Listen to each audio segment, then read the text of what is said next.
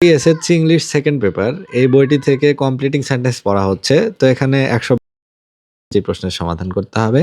এ নাম্বারে বলছে if we drink arsenic polluted water, আমরা যদি আর্সেনিক পলিউটেড ওয়াটার পান করি তাহলে we will be affected by arsenicosis, তাহলে আমাদের আর্সেনিকোসিস এই অসুখটা হতে পারে।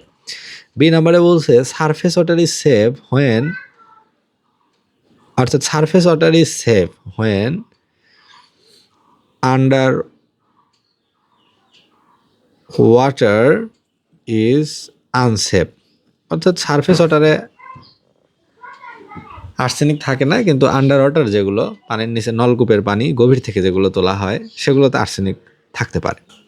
সি নাম্বারে হলো pond water is not safe as, অর্থাৎ পুকুরের পানি সেফ না, as it is polluted in many ways, কারণ পুকুরের পানি নানা উপায়ে দূষিত হতে পারে, এজন্য এটা পান করা সেফ না।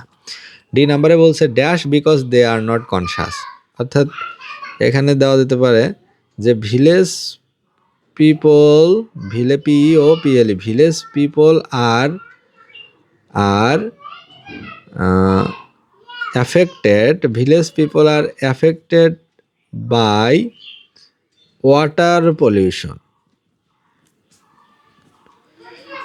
Because they are not conscious, অর্থাৎ ভিলেজ পিপলরা ওয়াটার পলিউশনের শিকার হতে পারে কারণ হচ্ছে তারা এ বিষয়ে সচেতন না।